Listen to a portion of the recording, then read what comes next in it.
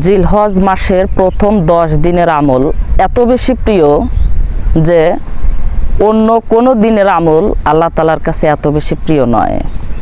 জিলহজ মাসের প্রথম 10 দিন অর্থাৎ কুরবানির ঈদুল আজহার কুরবানি ঈদের আগের 10 দিন, এই 10 দিনের আমল আল্লাহ তাআলার কাছে সবচেয়ে বেশি প্রিয়। মাস হিসেবে সবচেয়ে বেশি দামি এবং সবচেয়ে বেশি তাৎপর্যপূর্ণ আল্লাহ তাআলার কাছে প্রিয় মাস হলো রমজান মাস। আর দিন হিসেবে এই 10 দিন জিলহজ মাসের এই প্রথম 10 দিনের আমল আল্লাহ তাআলার কাছে সবচেয়ে বেশি প্রিয়। আল্লাহ তাআলার কাছে এই 10 দিনের আমল এতটাই প্রিয় যে এই 10 দিনের এক একটা দিনের রোজা, এক দিনের রোজা রাখা 1 বছরের রোজা রাখার সমান। এই 10 দিনে অনেকগুলো কাজ আছে। কাজগুলো কি?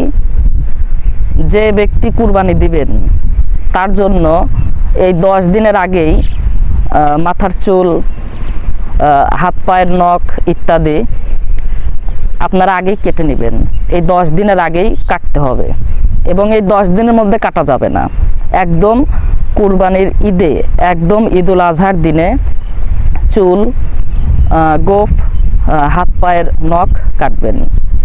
তো অনেক সওয়াব। আর যে ব্যক্তি কুরবানি দিবে না সেও এটা করতে পারে, সেও এই কাজটা করলে অনেক বেশি সওয়াব পাবে।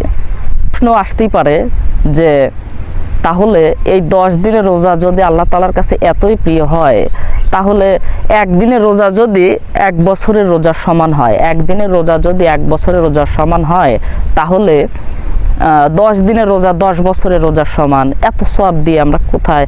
10 বছর আগে যদি আমি মারা যাই, এমন প্রশ্ন আসতে পারে। তো এর উত্তর হলো, সম্পদের ক্ষেত্রে কি করেন আপনারা?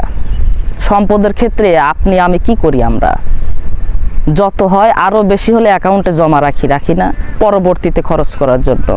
ঠিক তেমনইভাবে এই সওয়াবগুলো আপনার নেকির অ্যাকাউন্টে জমা রাখুন।